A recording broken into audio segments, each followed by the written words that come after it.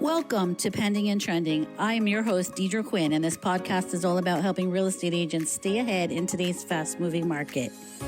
With over 20 years of experience and a passion for building relationships, I bring you the latest tips, trends, and strategies to elevate you and your business.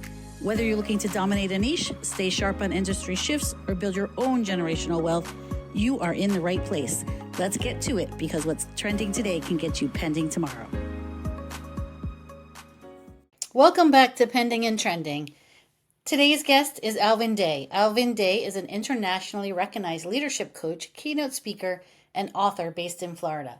As the executive director of the Global Empowerment Institute, he has delivered leadership training and executive coaching to top-level brands including Colgate, Campbell's, Valvoline, National Commerce Bank, the Central Bank of Jamaica, Pepsi, and Nestlé. With a career that spans North America, South America, Europe, Asia, and the Caribbean, Alvin has inspired business, government, and community leaders worldwide through his transformational seminars and dynamic speaking engagements. I want to thank you for being on with us today, and I want to really start talking about the global uncertainty that we face in the current environment and how to regain control in an uncontrollable world, and tips for building resilience and amid that chaos. In this environment where we're facing such uncertainty, how can someone do that? What is your advice so that someone can build resilience and regain control in this uncontrollable environment? And what practical steps might someone take to proceed with confidence? Thank you, first of all, Deidre, for the chance for us to chat together. I've really been looking forward to it. And the question you just asked is a really critical one, because I'm well aware that when we wake up in the morning, if we listen to the news, when we come home in the evening, if we listen to the news, if we watch what's going on TV or read the newspapers, we are under a deluge of wars and rumors of wars and political unrest and racial sensitivity and economic issues and so forth. And it's right to wonder, how do people get through all of this? And the reason I think it's such a critical question to ask is because of my opinion on this. And this is an opinion that I have formed with a lot of certainty. When the world is broken and we cannot fix it, we could spend a lot of time worrying about it, but it doesn't help. If we want to fix the world, we must begin by fixing ourselves. Yeah. So in other words, we can't go to Russia and stop the war, or Ukraine and stop the war. We can't fix what's going on in different parts of the world where there are issues. What we can do is to ensure that our part in our home, in our neighborhood, in our job, in our business, with the people we know, we help to generate the kind of culture that we want. And frankly, if all hell is breaking loose across the world, and I have good friends who trust me, and I am contributing to the environment in which I live, and I have an economic engine behind me taking care of me, it's almost academic, sad, but academic. So the first responsibility we have, and the greatest power we have, is to change ourselves in the world where we live, and it becomes much more manageable. And that, I think, is the secret for how we deal with all the bad news on TV. Fix your life, fix yourself. Fix yourself. Okay, I like that. So fix yourself, and really what I'm hearing you say is you can only control to what you can control, right? As far as fixing yourself, what are some thought processes or some steps that you would recommend people take to really fix themselves, as far as how that goes? There's some things that are happening with us that sometimes we're not conscious of which we're not conscious, like the way we think, our perceptions. Because we do it all the time, we just take it for granted. This is the world that we see, and that's how the world is. But I would suggest that the world is not the world. It's the world you see. The short answer to your question is, it begins with a perspective shift. I would bet you, Deidre, that I could come to your town and I would give you $1,000 if I could not do this. Find two people on the same street, the same date, the same time, one going east, the other going west, almost brushing shoulders on the same sidewalk. And one of them is saying, oh my gosh, this world sucks. I can't believe what just happened today. Man, look at this place. This place is so disorganized. The politicians are ripping people off. The corporations are taking advantage of consumers. And oh my God, my relationships suck. And right next to that person going the opposite direction is somebody else who goes, oh, what a beautiful world. Oh my goodness, look at the sky. It is so amazing. I wonder what's out there. How can it be blue? Why did it choose blue? Man, I have the chance to walk. I can feel the sunlight. I'm healthy. Oh my goodness, I am healthy. I can walk. It is such a blessing to be alive today. Deidre, two people in the same time and space living completely different lives. I would bet you $1,000 that I could find such a person within a couple hours if you and I were in the same place. Would you take my money? Or would you put up that bet? No way. I agree 100% with what you're saying. It's the same as two kids growing up in the same family. Something they both perceive the way something happened differently. And it's, wait, like, how could you? No, that's not what happened. So if you think about that, two siblings and growing up in the same place and witnessing the same scenario or whatever that is, and they perceive it differently. And so 100%, I agree with you Yeah, 100%. Deidre, last week, I think it was last week, I was doing a keynote speech for a group of like 2,000 educators. And they were complaining about politics and so forth and not getting enough pay and so forth. And I started out this way. This will rivet home the point. Ladies and gentlemen, I have something to share with you that I deeply believe. The world sucks. The world sucks. There's evil. People are killing people on the streets. Read the newspaper, you'll see it. The government is doing, the politicians are doing that. The wars are happening. And I drove it home. And I said, nobody can prove me wrong. That's one thing I want to share with you. I have another thing to share with you. This is an amazing world. It is a beautiful world. People are finding relationships. They're loving. They'll have their children. People are breaking through with their businesses. Money is flowing. People can't wait to wake up in the morning. And my question for them was, you cannot refute this second statement either. And my question for you is, in which world do you live? Because you have a choice. It's not a physical thing. It's not a financial thing. It's a mental and emotional thing. And this goes back to the question you asked me. What can people do about it? When we begin to see ourselves, we begin to examine ourselves, ask ourselves the hard questions and figure out how we think. Because as we think in our heart, so we are. That's what my favorite book says. As he thinketh in his heart, so he is. And with a shift in perspective, the world is different. That doesn't mean it's not some sort of airy-fairy motivational stuff. It's real profound understanding of human psychology and how we pass our way through the world. Because you can live a really miserable life and somebody in the same space can have a totally fulfilling life. And it takes training because we don't learn it in school. Sometimes we don't learn it at home. And it needs somebody to say, wait a minute, just shift your angle a little bit. And there's something there that you're not seeing. And I find that little sort of psychological understanding makes a huge difference in people's sense of satisfaction, fulfillment, motivation, performance, results, rewards. It's amazing how thinking changes the world around you. Wow, that's powerful. That's exactly, I agree 100%. That's powerful. So, what are some steps that you would to encourage people to rediscover where they are and understand how they're perceiving things and perhaps live life on the other side of that?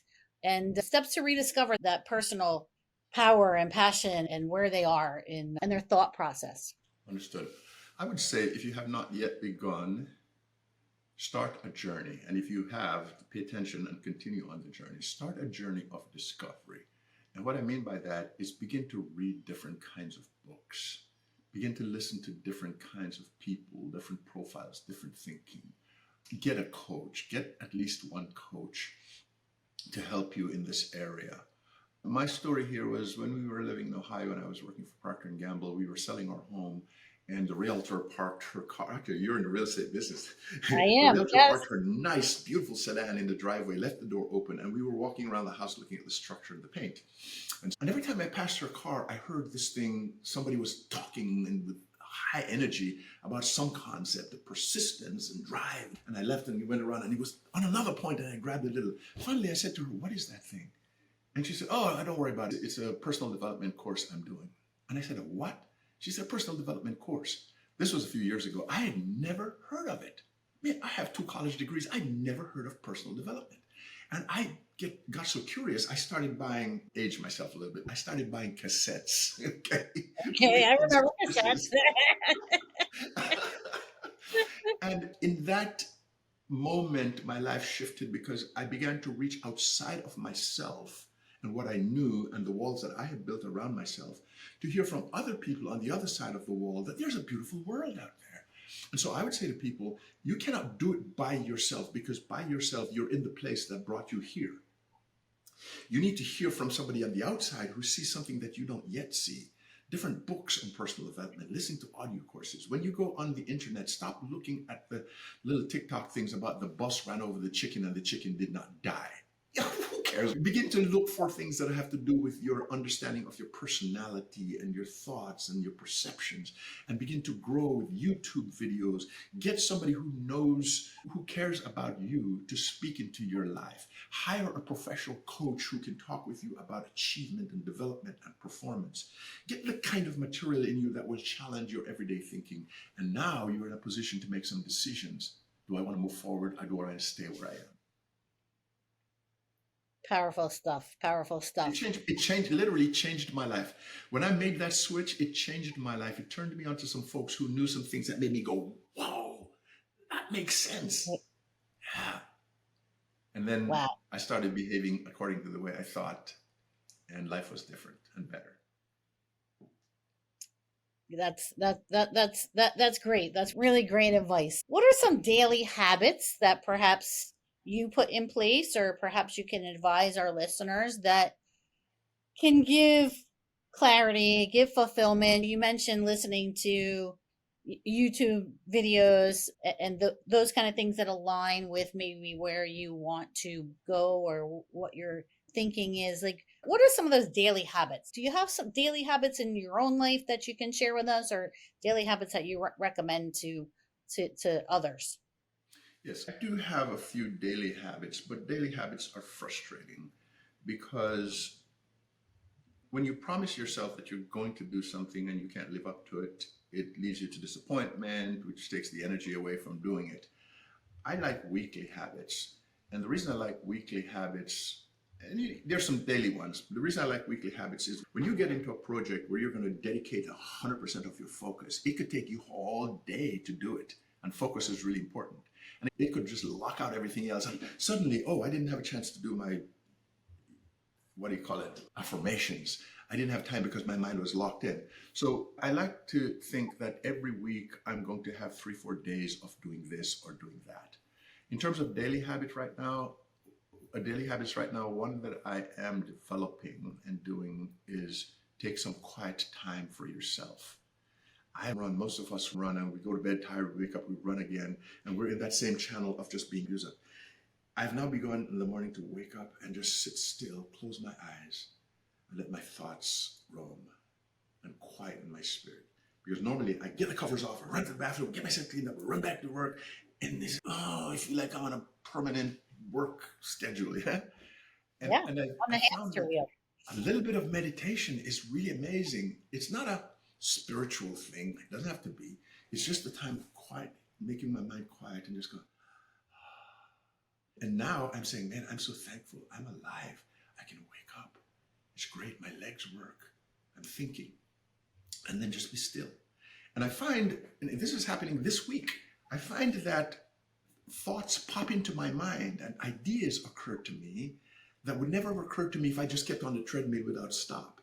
So one of the daily habits is take some quiet time for your life, for yourself. Just still all the energy and let your body be as opposed to just serve. And So that's that's, so important. So many of us don't take the time for that. and it's hard. I've been thinking to do it for years. I'm just now starting to, I really need to do this. And I'm Yeah. realizing literally in the last 3 days, taking quiet time, I've come up with 2, 3, like 5 ideas that just popped into my head by just being still. That is really Right. amazing. Yeah. Now, the other thing, on the one hand, it's still the energy and let your body be, let your mind rest a little. The other one is the opposite thing. Hold yourself accountable every day to getting something important done. Now, I'm a maniac at this. My beautiful wife, Grace, will say to me, "Hey, I've got something to eat. You want to come?" And I will sometimes say to her, "No, I can't eat. I haven't gotten anything done today. I don't deserve it." Oh no. Yeah. Listen, if okay, so most of us we want to achieve more and to earn more, right? If we want to do that, we can't afford to be so easy on ourselves as to just go through a day and see what happens. If we want to achieve more and earn more, we have to hold ourselves accountable for moving things ahead every day and not being satisfied to let ourselves off the hook. Now, you can go too far with it, and sometimes I do, but to dedicate yourself daily to making a difference in something important. And literally, when you go to lie down at night, you feel miserable if you haven't done it. I spend all my day looking at YouTube or sitting around or watching movies or whatever. What did I do today? Oh, this is terrible. And out of that feeling of being a feeling of terrible, being terrible, can come the motivation tomorrow to do something different. See? So Right. between giving yourself a chance to chill out and pushing yourself really hard, I think in there somewhere is the better life that we're seeking. Going back to that a little bit, how do you decide what you're going to do each day to move that needle? Yeah, that's a good question for me anyway, because it's not a matter of trying to come up with something important. It's that there are too many important things to do, and it's hard to choose. Yeah. So right now I have an exciting new business that I've just started, and it's so exciting. It just makes me go, "Oh my gosh, it's amazing! I can't wait to get this thing totally fulfilling and running and momentum." But then I wake up in the morning and my email calls me and my WhatsApp calls me and phone calls start happening, and I have to say, can I say push those back till the afternoon so I can give my fresh energy to this number one? Okay, yes, let's do it. But then now I'm giving my energy to number one. What's the part of this that I need to work on? I can work on the pretty colors and the layout and so forth, or I can work on the content that will drive the thing forward. So in our minds, we need to ask the question, what is going to advance the dream today? The thing that's so important to me. And it's better to start at the top, the thing that's of most importance in my life right now. If I don't focus on it today, I will have wasted the day. There are ways, Deidre, there are ways to be extremely busy and completely waste the day. Yeah, for sure. For sure. Yeah, yeah, I don't like wasting a single minute. I get it. yeah. Yeah, what I'm saying though is you can be busy and do things and be tired and you have not done anything important. You've not Right. made a difference. So to answer your question, it's priorities. What's important to me in terms of higher level achievements or pursuing a dream or something that has high risk and high reward, etc. And when I do something toward that, I can go to bed and say, you know what? I only got an hour today, but it made a little difference. I moved things ahead. Yeah. So do you determine that like the night before what you're going to accomplish the next day to advance? Yeah. At what point do you have that think process where you prioritize to push forward? Yes, this is where it goes back to the week. I think about a chunk of time as a week because it has the interrupt of a weekend in it. I tend to work through the weekend anyway. My wife gives me a hard time about that. But still, society has this chunk of a week. And if I have four important things to get done in the week, I might get none of them done on Monday. But so long as I'm moving them along during the week and get appreciable progress by the time I get to Friday, Saturday, I'm okay. So I tend to have all of that in my mind. So tomorrow I know what I need to be working on. If I wake up and don't know what I'm working on, email will get me, phone calls will get me. When I Right. go to bed, I need to know what's the most important thing I have to do tomorrow. And then my whole subconscious mind and my energy will all galvanize toward getting that done. And I will know when I'm off track. Don't wait Right. till the day starts to figure out what's important that day because the happenings of that day are going to take over. Very good. Very good. Now, you have coached executives across the world basically, right? Yes. What have you learned from that, and what can you share that people can apply to their business and life? Two things come to mind, and I'll tell you the more important one. I have learned the first one is I've learned a lot about big business and business in general. I've sat with Colgate Palmolive through their consumer research to understand the hierarchy of decision making. When you go to buy toothpaste, are you looking for a brand? Are you looking for flavor? Are you looking for size? Are you looking for price? To have a great understanding of how people make decisions. And I've learned a lot about leadership because I'm teaching it now and so forth. A lot of good business content and life content. That's one thing. I get paid to learn, okay, which is great. So over 25 years, I've been doing that. Here's the thing that's most curious and probably the most important thing I have learned.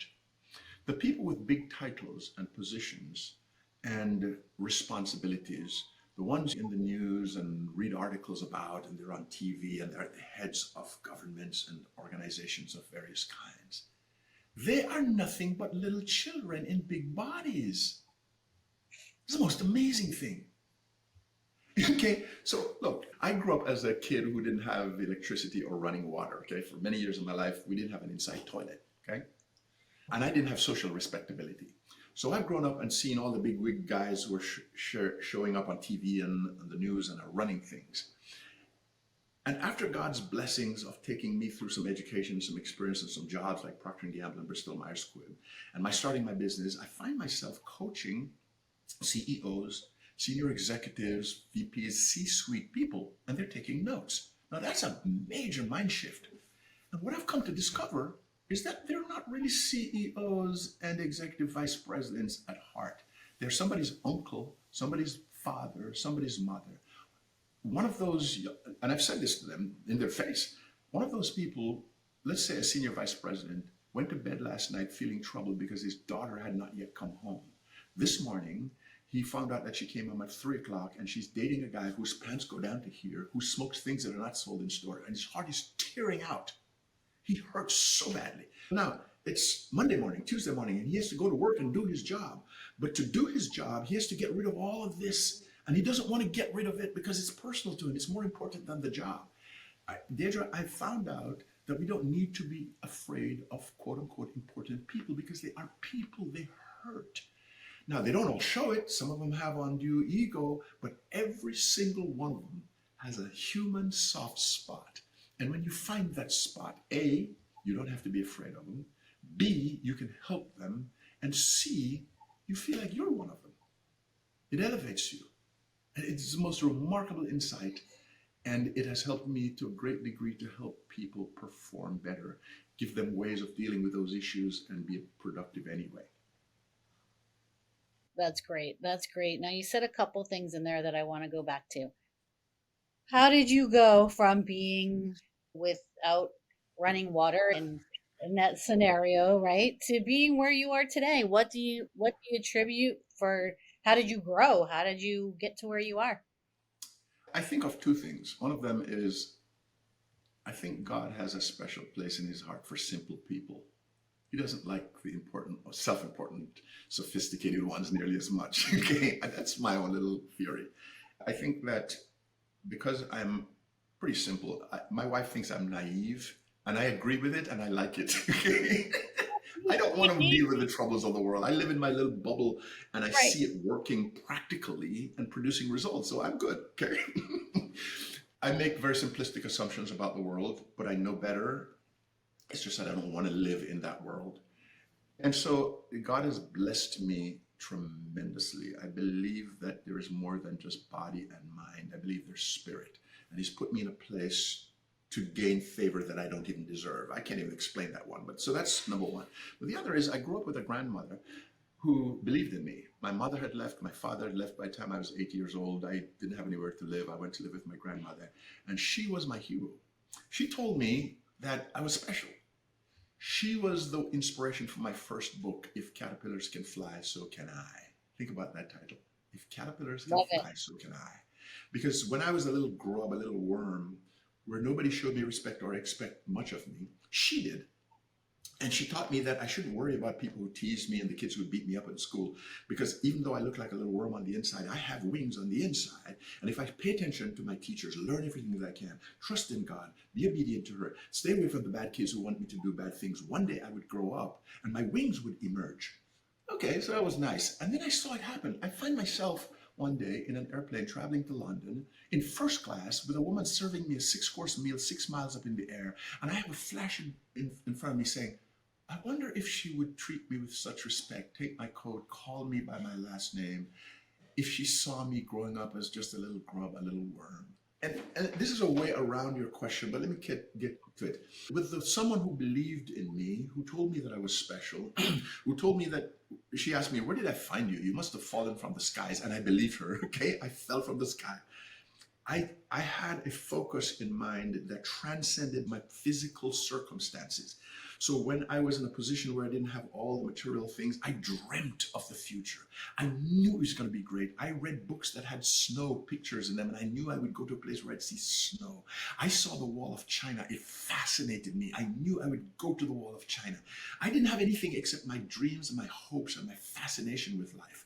And one day I found myself in Beijing. A little Chinese woman wouldn't even allow me to take my luggage. She took my luggage, she threw it into the SUV. She took me to the finest hotel in Beijing and they wined and dined me, and I spoke and they translated, they interpreted my thing, and the people loved it. And somebody put me in a car and took me to the base of, or some boarding point of the Wall of China, and I went up for free with somebody guiding me. I didn't even have to pay for it. They paid me to be there. And I thought to myself, what a remarkable thing it is when your present life does not give you everything that you want, but you have dreams and hopes and expectations that are transcending your present life. And you have the techniques and the skills and the materials necessary. Because that's another piece that I haven't touched. I began to study people from those videos and audios and cassettes who taught me how to think. And so this is the reason I think the blessings of God who loves simple people. Okay. I said to my wife, I think God has a special place in his heart for the fools and the babies. And sometimes I'm the baby. And the idea that somebody planted structural thinking in my mind, I couldn't do it by myself because all I knew was all I knew. My grandmother was my coach. And people who don't have a grandmother like I did, they need somebody to speak power into their lives. Not just motivational power, but techniques. Earl Nightingale taught me how to think, taught me tools, for example. And that's what we need, somebody outside us to show us who we are. Because we don't know entirely, because we don't see the full 360. That's great. That's great. So you credit your grandmother greatly to who you have become and helping you get to where you are. And how would you say that you would recommend for people other than having your mentor as far as a grandmother, but how do you surround yourself with the right people, the right mentors, and the right people to get you to the next place and to elevate your mind? So part of it is surrounding yourself with the right people. And part of it is making a concerted effort on this discovery that I talked about, going and looking for things to learn. Go to Google or AI and say, if I want personal development, what are some of the best materials I can get that are not just simple subjective motivational stuff? And just start searching and winnowing down until you choose something to learn, to study. The part about surrounding yourself with the best people is really critical. I have a friend who told me that a multimillionaire friend of his said, if you take the 5 people with whom you spend most of your time and you average the 6 incomes, yours is about average to what those people make. So you surround yourself with people at your level, it's not a bad thing. That's what you are.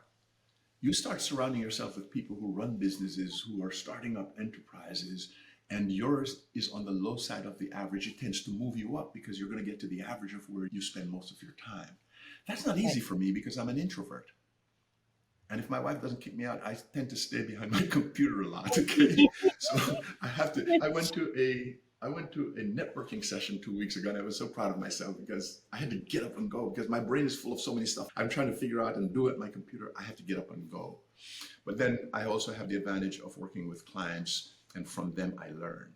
People smarter than me, brighter than me, but who have not figured out a few of the things that I've learned.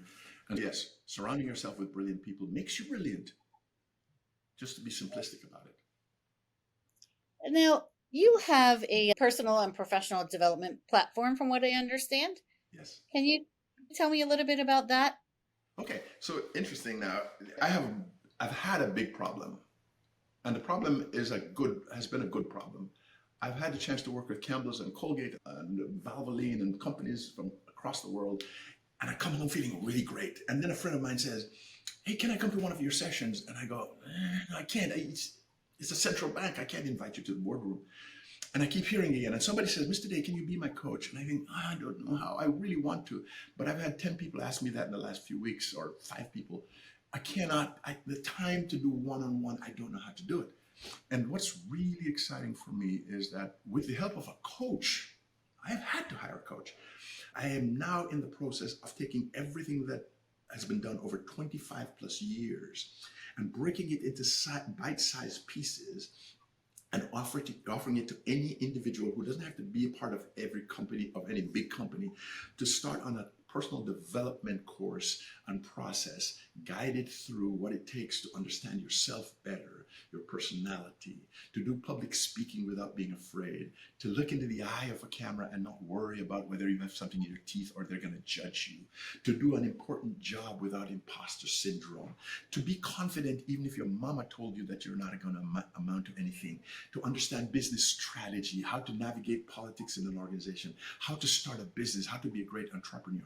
Literally, Deidre, this platform, which is on School, Skool, it's got everything that I have done broken down in pieces.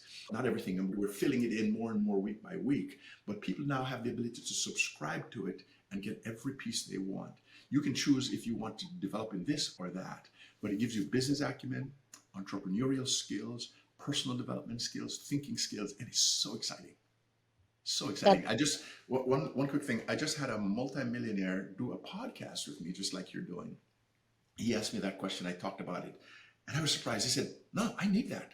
And I thought, okay, he's being nice. Literally 20 minutes after, he went and signed up for that course and is going through it avidly and loving it. I thought, the guy's a multimillionaire, but he sucks at public speaking, he says, and he needs this. And there's a 30-day challenge where systematically learning about confidence and lighting and clarity of communication. So I'm really excited about that. And it's now available to anybody who wants to go visit it. that's great. That's great. And then I believe that you for our listeners, they can enjoy that for 7 days unlimited. That's correct. That is correct. There's an opportunity to go test it out, try it out, do it. In other words, we've not locked it off. We've said everything is yours for 7 days. And if you don't like it, you don't have to continue. So I am making that available, and I can give you a link. This platform is called Build a Better Life Movement. This is a movement of really sharp individuals who are like-minded, going for higher performance in their lives, to become more, to achieve more, and to earn more. And so it's not just about the material. The community of support is like a mastermind group where we hold each other accountable, we encourage each other, we share in our successes, where we complain about life and we get each other back on track. And it is really Right. a rich ground. Yeah. That's great. I appreciate you sharing that with us. I really do. And I can't wait to take a look at it myself. Yeah. Think about it for a minute. The Build a Better Life movement. That's what it's about. Powerful, powerful. It's excellent. So my regular everyday life is coaching these executives and managers in corporations. Okay. So I've got a central bank I'm working with right now, and I'm coaching them once a month. And generally, for my clients, I have group sessions and one-on-one sessions. What's really exciting is this business that is just now launching. And that's what wakes me up, and that's what makes me flail my arms like this. It is this Build a Better Life movement. That's the thing that I'm referring to. I'm offering for you folks to come and see this thing that gives them access to personal development and professional development of every kind. I'm so happy to be a part of that. I'm so happy to be a part of that. So, what an inspiring conversation. I am so grateful to have had you here with us today. Is there anything else that you'd like to share with us? Yes. Now that you ask something, I'll tell you what pops in my mind. And it's a quick story. I believe every one of the folks watching this or listening to this has dreams and hopes and expectations of things we want that we haven't yet gotten. Because when we get to the end, we die. Okay. If there's no more purpose, we can't even wake up. That's my thinking. And if we want more out of life, we need to stop working on life and work on us. Here's the story that hit me back in 1993 when nobody else was talking about it. Now everybody's talking about it. I was traveling from Cincinnati to Miami, and I was accustomed to traveling. I've got 2.5 million miles of frequent flyer miles on Delta, so I know about flying. And for the first time, I heard this message. While we were still on the tarmac, before we got off the tarmac to get into the air, a woman stood in front of me and said, "Ladies and gentlemen, in the unlikely event that this aircraft should begin to lose pressure, a mask will fall from the compartment above you. If this should happen, reach out with both arms, grasp the nearest mask, put it over your nose and mouth, and begin to breathe normally. If you're traveling with a child or someone who needs assistance, put your own mask on first and then assist the other person." And I hit myself in the head and went, oh my gosh, I never paid attention. It's like I never heard that before. Isn't that the height of selfishness and egotism, to take care of number one instead of helping the little child? And for 3 hours, I meditated on that. I thought on that. And I came to realize, Deidre, that with all our hopes for making the world a better place and taking care of mama and bringing the children up in a wonderful world and fixing the things that are wrong with the world, we are completely powerless to do that if we don't take care of us, if we don't fix us, if we don't provide for us. Because the reason why Delta said it, and every other airline that has to do with the FAA says it, is that if you try to help other people before you put your own mask on first, the statistical probability is that all of you will die. But if your friend who wants you to go fool around every Friday night has to wait on you to develop yourself, you can always come back and help that friend later. If that child passes out and you have oxygen in your lungs, you can resuscitate that child. But if you're dead, you can't help anyone. And I'm suggesting to people who really want good in their lives, they want it, but I don't have the money, I don't have the time. No, take some of that money that's going out of your bank account. We get paid and we don't even see the money. It goes to the bill company, it goes to the mortgage company, it goes to the car note. Stop some of that money, invest it in yourself, work on you. Because when you are full, when your cup gets to the top, where there's no more room and it has to flow over, now you have enough so you can give moisture to other people. You can help others.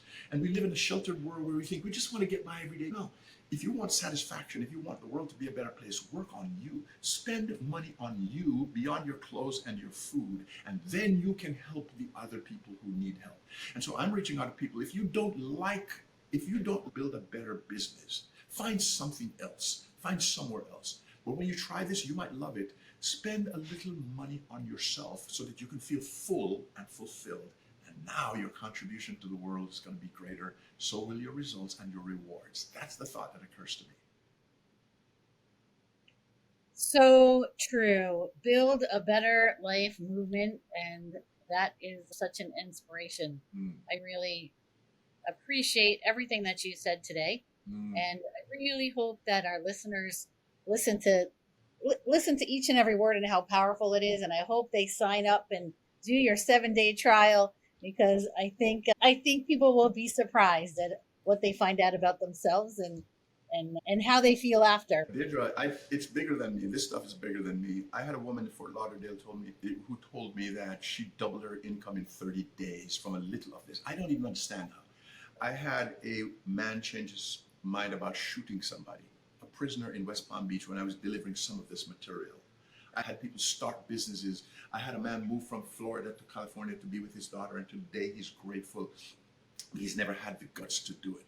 I had people get raises and promotions. So it is phenomenal to me what a change in thinking can do to shift people to the right direction, to be full and free and living and breathing the air and living the life that says this is a wonderful world, even though they know there's a negative world, they're not part of it. So yes, I'm grateful, and I really appreciate the chance to share with you today and be part of the wonderful work that you are doing. What an inspiring conversation with Alvin Day, reminding us that even in times of uncertainty, each of us has the power to step into confidence, reclaim our worth, and lead with purpose. His wisdom on resilience, disruption, and personal empowerment is truly timeless. I so appreciate Alvin taking the time to be with us today. And if you would like to connect with Alvin, you can find him on Facebook at Alvin Day Speaks, LinkedIn at Alvin Day, and on Instagram at Alvin Day Speaks, or visit his website, alvinday.com. Don't forget, he's offering listeners 7 days of free unlimited access to his personal and professional development platform. Just go to bit.ly/Alvin free offer to get started. Build a better life movement. Don't miss out on this. As always, thank you for tuning in to Pending and Trending. Until next time, stay empowered, stay resilient, and keep unlocking possibilities. That's a wrap on this episode of Pending and Trending, where hot meets what's happening in real estate. If you found today's conversation helpful, we'd love for you to hit follow or subscribe, leave a quick review, and share the episode with fellow agent or industry pro. Got a trend, tip, or hot take we should be talking about? Send it our way, and we might feature it in an upcoming episode. Thanks for tuning in, and until next time, stay sharp, keep your transactions in motion, and let your energy keep trending.